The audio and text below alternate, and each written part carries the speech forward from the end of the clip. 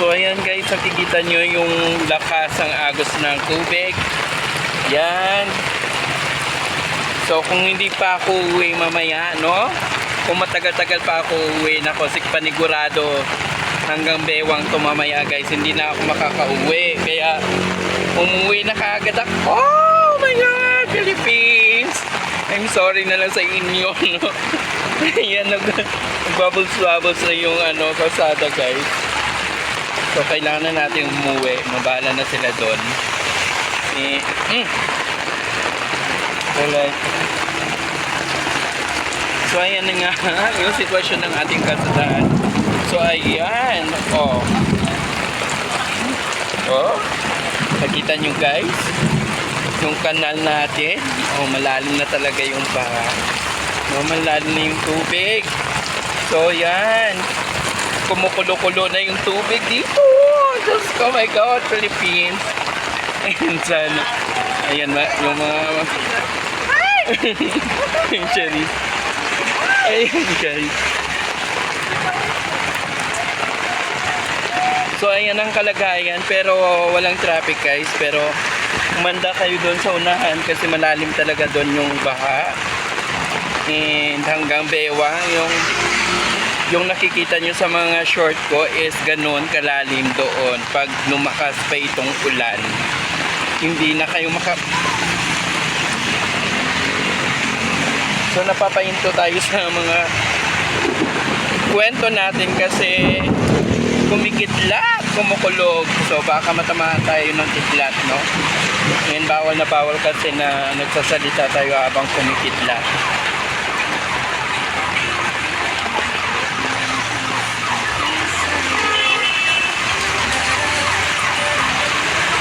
So ayan, ang lalim na ng tubig. So malalim na yan guys. At doon yan sa may nakikita nyo sa mga videos ko guys, doon yan pumupunta sila. Kaya malalim yung part na yun.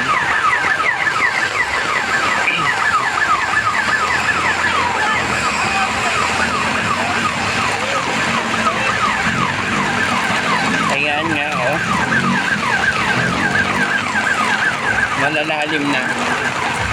So ayan, yung tubig na yan is pupunta doon sa pinakamalalim na part na bahagi ng kalsada na to, at doon magtatambak. Kaya lumalalim yung part na yun. So yan yung iba.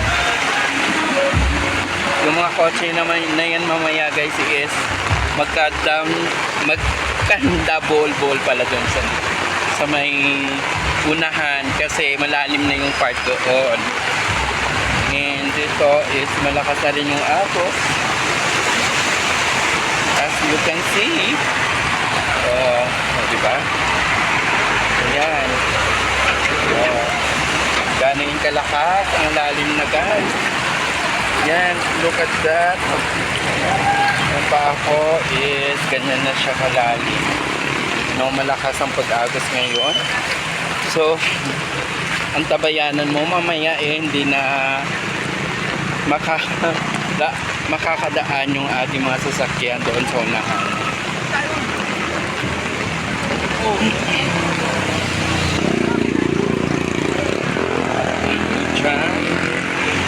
So, di pa tayo tapos. Titingnan pa natin doon hanggang sa unahan kasi doon na part is mataas na part, and may part na ilalim din doon. So dito kasi mataas to, hindi to binabaha, pero yung part na nandoon is malalim yung mga bahay. Panigurado malalim na yung tubig doon.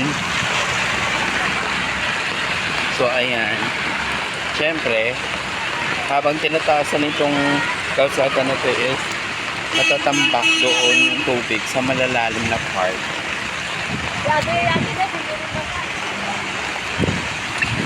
Yan. Diba? Pag ito malalim ang baha, panigurado abot na yung ibang bahay, no? Bubong na lang ang natira guys, o wala nang bubong, no? So dahil mataas na part ito ng highway. Pero nag-i-stackan din dito yung mga baha. Yan. Kasi wala rin silang pupuntahan. Yun. Ito is konti lang tubig dito kasi mataas kasi yung part ito. No, charis! So, ayan. Marami tayong mga kabataan dyan na nakikita. So, tuloy pa rin ang buhay. Work kahit may malakas ang ulan o may bagyo, no? Kailangan ng ating mga familiars, no? Pag may binubuhay ka, kailangan yun, guys, no? So, sorry nila. Kailangan talaga yan. So, ayan.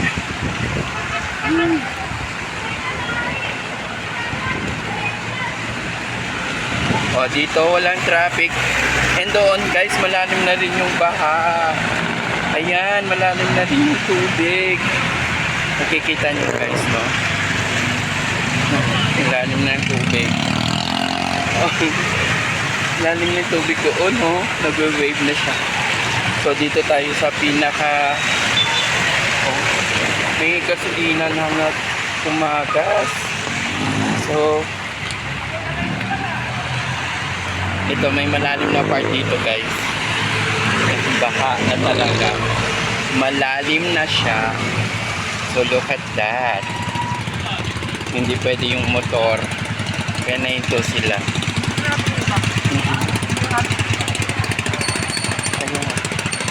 Oh. Diba? So ayan, ganyan kalakas ang ulan. So bagang na hinto ang ulan. Sa palagay ko, guys, is nag-ano na naman siya, no? Nag-iipon na naman siya para bumagsak mamaya. Ayan, no? So malalim na siya, guys. So hindi ko ma-zoom ang aking phone kasi nagwa-wave na siya. Kasi nga ayan. So yan, no? Aray. So ayan, may malaking truck na dumaan. Oh my God, Philippines. And so yan, oh yan, ayan, guys. Diba? Oh my God, look at that. Yeah, Diyos ko. Oh, di ba? Sabi ko malalim yan dito, guys, eh.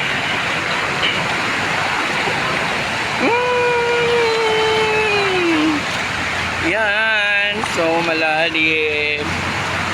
Oh. Di ba? Asan pa yun? Cheers. Oh, yan na. Bye-bye na, guys. Thank you.